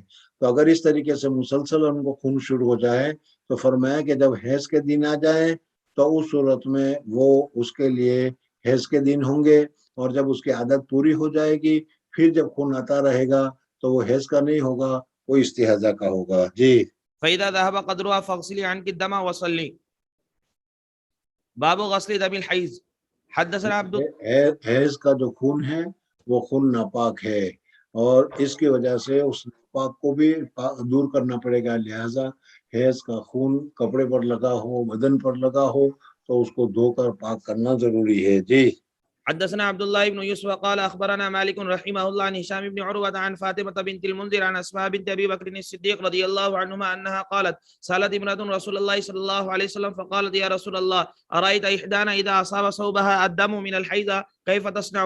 فقال رسول الله کیونکہ صحابیہ عورتوں کے پاس کپڑے بہت زیادہ نہیں ہوتے تھے، ایک ہی جوڑ کپڑا ہے، وہ ہر وقت پہنتی رہتی ہے، دن میں بھی پہنتی ہے، رات میں بھی پہنتی ہے، پاکی کی حالت میں بھی پہنتی ہے، ناپاکی کی حالت میں بھی پہنتی ہے، تو اس وقت حالت حیض میں پہنا ہوا ہو تو اس پر دم حیض لگ جانے کا اندیشہ ہوتا ہے، تو اس کے متعلق کیا کرنا چاہیے؟ تو حضور اکرم صلی اللہ علیہ وسلم نے فرمایا کہ اگر حیض کا خون کپڑے کو لگ جائے تو اس کو دھو کر پاک کر لو۔ معلوم ہوا کہ حیض کا خون ناپاک ہے، بدن یا کپڑے کو لگ جائے تو اس کو دھو کر پاک کرنا پڑے گا۔ جی فقال رسول الله صلى الله عليه وسلم اذا اصاب ثوب احداكن الدم من الحيضة فلتقرصه ثم لتنزعه بماء ثم لتصلي فيه.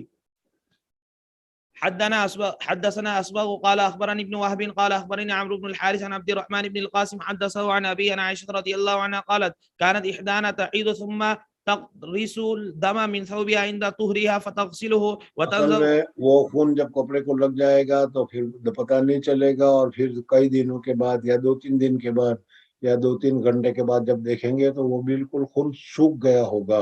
تو حضرت عائشہ صدیقہ رضی اللہ تعالیٰ نے فرمایا کہ اس طریقے سے اگر گاڑھا خون ہو، جم گیا ہو تو اس کو کھرچ دو، رگڑ لو، اور کھرچ کر رگڑنے کی وجہ سے اس کا جسم تو نکل جائے گا، پھر ذرا سا جو کچھ لگا ہوا ہوگا اس کو دھو کر پاک کر لو تو وہ پاک ہو جائے گا۔ جی ثم تقترص الدم من ثوبها عند طهرها فتغسله وتنزع على سائره ثم تصلي فيه.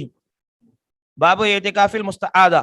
مستعاذہ کے لیے میں نے ابھی بتایا کہ حکمن طاہرہ کے معنی ہے، اس وجہ سے اگر حالت استحاضہ والی عورت اعتکاف کرنا چاہے تو اعتکاف کر سکتی ہے، لیکن مسجد میں دم مسفوح خون جو ہے اس کو گرنے سے بچانے کا پورا اہتمام کرنا پڑے گا۔ جی حدثنا اسحاق بن شاهين ابو بشر الواسطي قال اخبرنا خالد بن عبد الله عن خالد عن اكرمة عن عائشة رضي الله عنها ان النبي صلى الله عليه وسلم اعتكف معه بعض نسائه وهي مستعاذة تردم فربما وضعت الطست تحت من الدم حضور اکرم صلی اللہ علیہ وسلم کے زمانے میں عورتیں بھی مسجد میں اعتکاف کرتی تھی۔ ان میں ایک عورت نے اعتکاف کیا، اس کو استحاضہ کا مرض تھا، تو وہ اپنے ساتھ ایک لگن، ایک کیا خانچہ رکھا کرتی تھی اور اسی میں بیٹھتی تھی تاکہ کیا ہے خون وغیرہ ہے مسجد کو خراب نہ کرے۔ جی فربما وضعت الطست تحتها من الدم وزعم ان عائشة رضي الله عنها رأت مع العصفر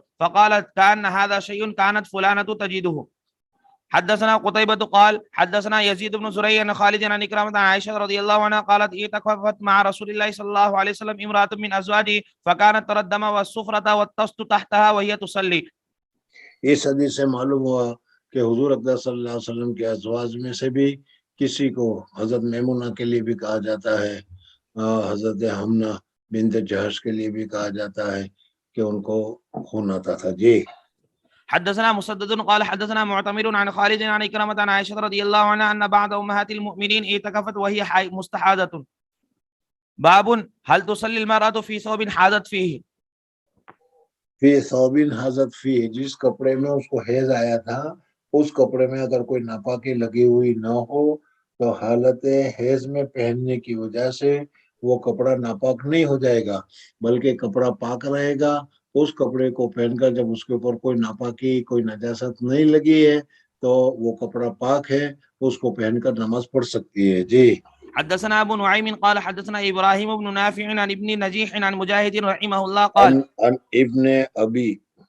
عن ابن ابي نجيح عن مجاهد رحمه الله قال قالت عائشة رضي الله عنها ما كانت لإحدانا إلا ثوب واحد تعيذ فيه فإذا حضرت عائشہ صدیقہ رضی اللہ تعالیٰ عنہ فرماتے ہیں کہ ہمارے زمانے میں کپڑوں کی ایسی وسعت نہیں تھی، بلکہ ایک ہی جوڑ کپڑا ہوتا تھا، دن میں، رات میں، پاکی میں، ناپاکی میں، وہ یہ کپڑا ہوتا تھا، ہم اس کو پہنتے تھے۔ آج تو الحمدللہ ہماری عورتوں کے پاس 50 اور 60 جوڑی کپڑے ہوتے ہیں اور کوئی فرمان نہیں، پھر بھی کہتے ہیں ہمارے پاس لکڑا کہاں سے ان کے۔ جی فإذا أصابه شيء من دم قالت بريقها فمسحته بظفرها. باب الطيب للمرأة عند غسلها من المحيض. मुसन्निफ रहमत उल्लाह ताला अलैह अब यहाँ से हैज से पाक होने के लिए जो गुस्ल वगैरह करती है उसकी तफसीलात को तुम्हारे सामने जिक्र करते हैं। इमाम बुखारी रहमतुल्लाह अलैह फरमाते हैं कि हालत हैज से जब औरत गुस्ल करना चाहे तो फिर उस सूरत में उसको खुशबू का इस्तेमाल करना चाहिए, मुश्क का इस्तेमाल करना चाहिए। आजकल मुश्क की जगह पर शैम्पू और इसके अलावा खुशबूदार बॉडी के ऊपर लगाने की चीजें वगैरह होती है। तो असल बदन की बदबू या बदन में जो खून वगैरह लगा है उस बदबू को ज़ाय करने के लिए, ज़ाइल करने के लिए हुजूर अकरम सल्लल्लाहु अलैहि वसल्लम ने फरमाया। औरत 10 दिन तक, 5 दिन तक, 4 दिन तक मसलन उसको खून आएगा तो कभी रान पर, कभी इधर कभी उधर भी खून लग जाता है, तो हुजूर सल्लल्लाहु अलैहि वसल्लम फरमाते हैं कि खुशबू के जरिए से उसको रगड़कर साफ कर दिया जाए ताकि वो बदबू न रहे और फिर वो क्या है, वो जगह खुशबूदार हो जाए। या दूसरा ये है कि हालत हैज में क्या है, पाक होने के वक्त में अगर इस तरीके से खुशबू मुश्क वगैरह का इस्तेमाल किया जाए तो औरत के क्या है, बच्चे के पैदा होने के लिए यानी इनकाद वलद के लिए ये बहुत ज्यादा मुफीद और अच्छा होता है। इस वजह से खुशबू वगैरह का इस्तेमाल करना चाहिए। जी।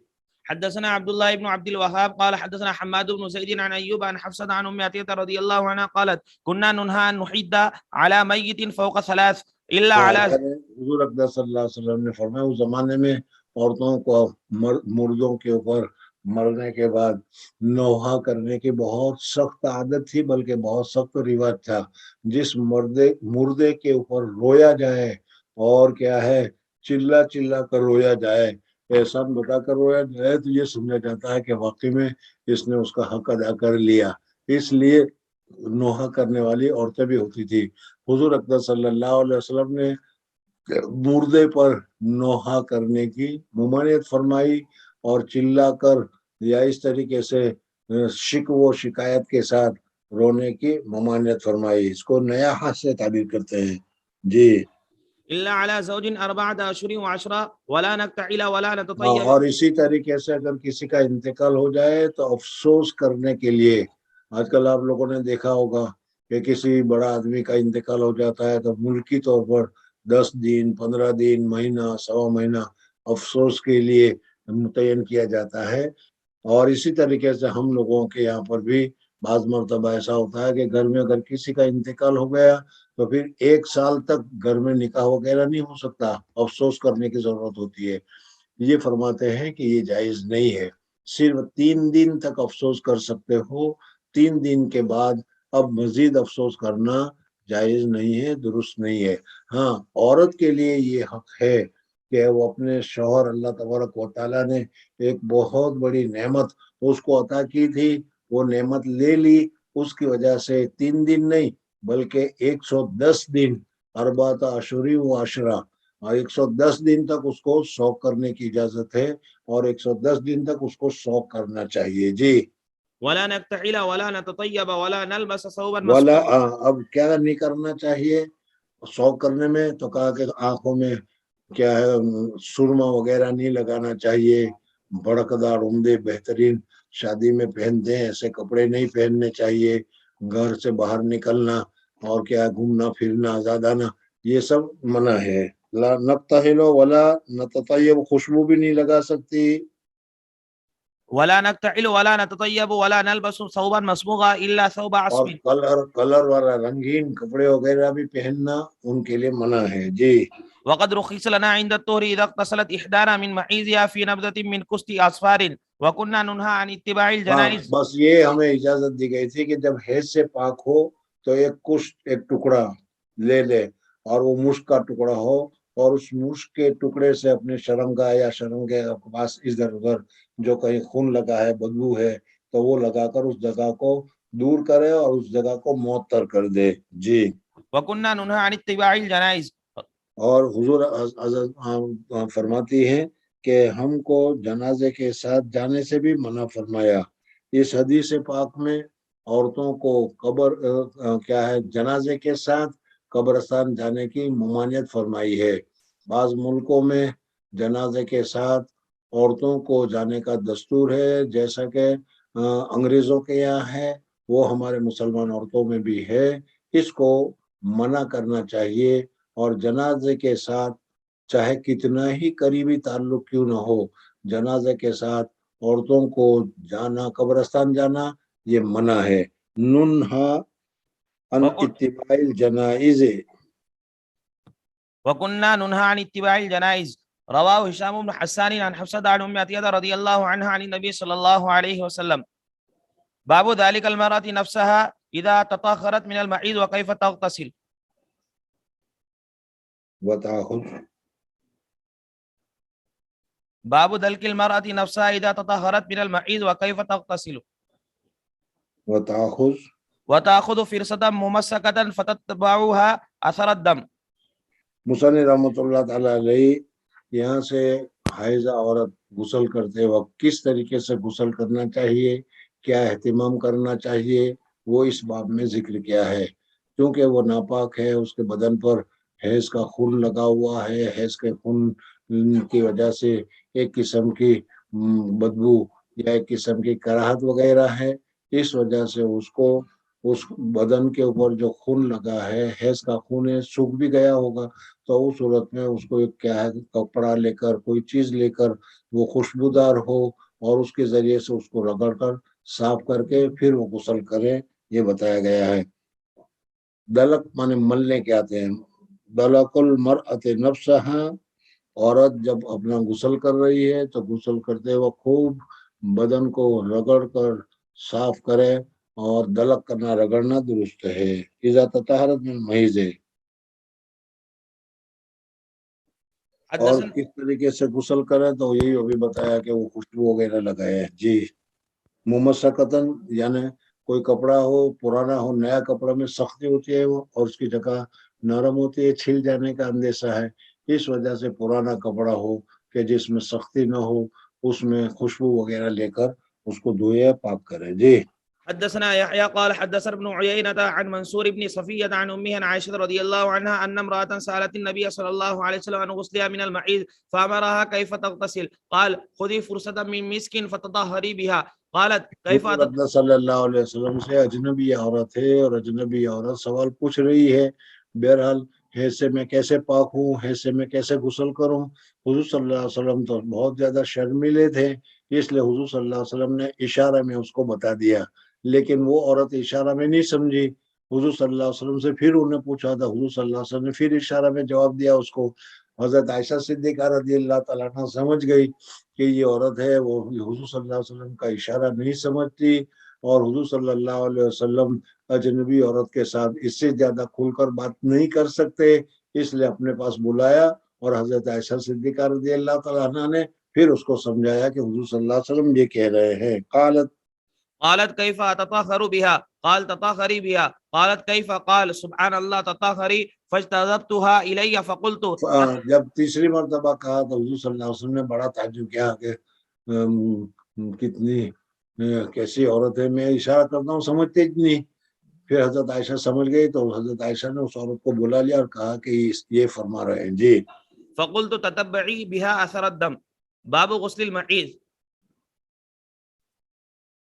حدثنا مسلم قال حدثنا وهيب قال حدثنا منصور عن أمه عن عائشة رضي الله عنها أن امرأة من الأنصار قالت للنبي صلى الله عليه وسلم كيف أغتسل من المحيض، قال خذي فرصة ممسكة. اس میں حالت حیض میں غسل کس طریقے سے کیا جاتا ہے وہ بتاتا ہے. اور کیا ہے، میں نے آپ لوگوں کو بتایا تھا. اور آج کون سا دن ہے؟ اتوار. سنیچر ہے جو. تو ابھی تازہ ابھی غسل کیا ہوگا، کل کو کیا بھی تھا کہ نہیں؟ جی. کس نے سنت طریقہ کے مطابق نہیں کیا تھا؟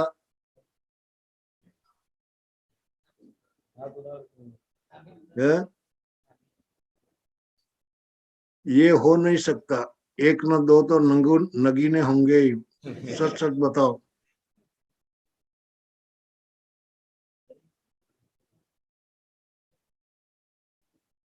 کون کس غلطی سے رہ گیا ہوگا سنت طریقہ کے مطابق غسل کرنا؟ کتنوں نے سنت طریقہ کے مطابق کیا تھا اور کتنوں نے سنت طریقہ کے مطابق نہیں کیا؟ جلدی بتاؤ، دیر ہو رہی. ایک تو نکلا کہ نہیں ہے جی؟ سب نے ہے سب نے کی سب نے نہیں کیا تھا. کیے تھے. میں اتنے جلدی معتقد نہیں ہوتا. 50 سال کا تجربہ ہے. وہ جھوٹ بولو وہ دوسری بات ہے جی. بہرحال حالت حیض میں کس طریقے سے غسل کرنے کا اسی طریقے کو بتایا جا رہا ہے جی. قال خذي فرصة ممسكة وتوضئي ثلاثا ثم إن النبي صلى الله عليه وسلم استحيا فأعرض بوجهه أو قال توضئي بها فأخذتها فجذبتها فأخبرتها بما يريد النبي صلى الله عليه وسلم. باب امتشاط المرأة عند غسلها من المحيض.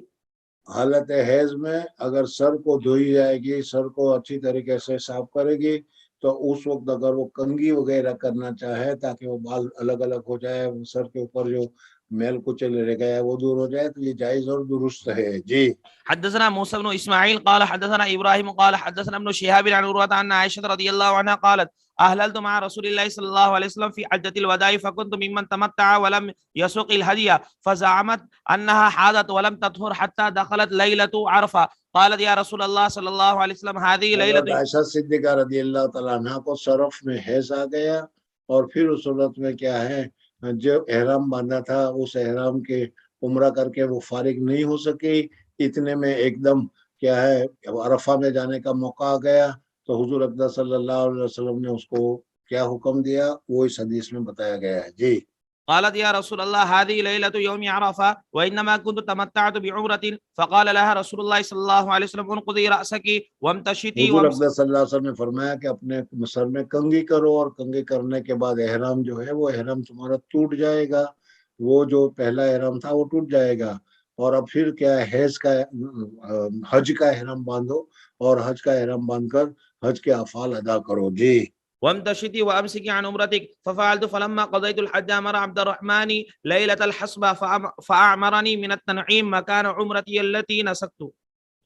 اور پھر جب کیا ہے ان کا جو رہ گیا تھا وہ حضرت مدینہ منورہ جانے کی جو رات تھی لیلہ، تو وہاں حضور صلی اللہ علیہ وسلم سے حضرت عائشہ نے کہا تھا، حضرت ابوبکر کے صاحبزادے حضرت عبد الرحمن یعنی حضرت عائشہ کے بھائی کے ساتھ ان کو تنعیم بھیجا اور وہاں سے عمرہ آئے گا. تفصیل میں بتائیں گے آگے جی. باب نقض المرأة شعرها عند غسل المحيض. حیض کے وقت میں عورت کے جو بال ہوتے ہیں، ہمارے یہاں تو تمہیں پتہ بھی نہیں چلے گا، لیکن افریقی عورتوں کو یا دوسری عورتوں کو تم دیکھو گے تو وہ بال میں ان کی ایک ہی مینڈی نہیں ہوتی بلکہ بہت ساری مینڈیاں ہوتی ہے. اب اس صورت میں یعنی بال کو گھومتی ہے وہ. تو ابھی صورت میں اگر بال میں بہت ساری مہندیاں، بہت ساری چوٹیاں بنائی ہوئی ہے، ان سب چوٹیوں کو کھولنا اور جڑوں میں پانی پہنچانا اور پھر اس کو دھونا اور پھر اس کو سکھانا اور پھر اس سے باندھنا بڑا مشکل کام ہے. اس وجہ سے حضور اقدس صلی اللہ علیہ وسلم نے فرمایا ہے کہ حبشی عورتوں کے اگر کوئی فوٹو دیکھے ہوں گے تو اس میں پتہ چلے گا.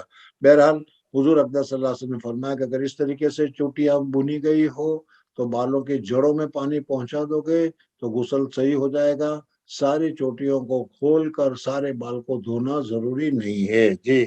حدثنا عبيد بن اسماعيل قال حدثنا ابو اسامه عن هشام عن ابيه عن عائشه رضي الله عنها قالت خرجنا موافين لهلال ذي الحجه قال رسول الله صلى الله عليه وسلم من احب ان يهل بعمره فليهل فاني لولا اني اهديت لاهللت بعمره فاهل بعضهم بعمره واهل بعضهم بحج وكنت انا ممن اهل بعمره فادركني. حضور صلی اللہ علیہ وسلم کا حج کا احرام کیا تھا یا صحابہ کا احرام کیا تھا اور صحابہ کو عمرہ کر کے حضور صلی اللہ علیہ وسلم، پوری تفصیلات ہے کتاب الحج میں آئے گی جی. فادركني يوم عرفة وانا حائض فشكوت الى النبي صلى الله عليه وسلم فقال دعي عمرتك وانقضي رأسك وامتشطي واهلي بحج ففعلت حتى اذا كان ليلة الحصبة ارسل معي اخي عبد الرحمن بن ابي بکر رضی اللہ عنہ.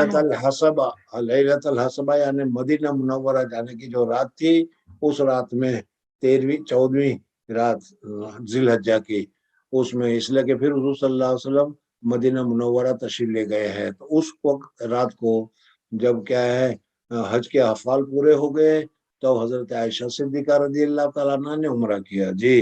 فخرجت الى التنعيم فاهللت بعمرة مكان عمرتي. قال هشام ولم يكن في شيء من ذلك هدي ولا صوم ولا صدقة. باب قول الله عز وجل مخلقة وغير مخلقة. بس میرے خیال سے آج سیٹرڈے ہے تو یہی پر ختم کر دو. کیا ہے بھائی، بہت بارش ہے تمہارے یہاں، سیلاب آیا ہوا ہے، کیا حال ہے؟ کچھ راستے میں نہیں تو مدرسے کے پاس تو نہیں مدرسے کے اور نہیں حضرت، مدرسے کے آس پاس بھی نہیں ہوں گے. آپ لوگ پڑھنے والے کہاں دیکھنے گئے ہوں گے؟ ٹھیک ہے نا. خالی کوزوے میں پانی زیادہ ہے، ہاں؟ کوزوے اوور فلو ہے، اندر میں کوزوے اوور فلو ہے. اچھا اچھا. ہاں، ان بیچاروں کو تو پتہ ہی نہیں، کوئی گیا ہی نہیں ہوگا، اس لیے اب تم کا راندر میں رہتے ہو اس لیے دیکھا ہوگا. جی. بالکل صحیح ہے، بہت نیک جماعت ہے، بہت اچھا. اللہ تعالیٰ امن میں رکھے، حفاظت میں رکھے، دعا آمین کرتے ہیں. آمین آمین. السلام علیکم ورحمۃ اللہ وبرکاتہ. وعلیکم السلام ورحمۃ اللہ وبرکاتہ. خاص دعا میں تھا جی. اچھا. جی حضرت. السلام.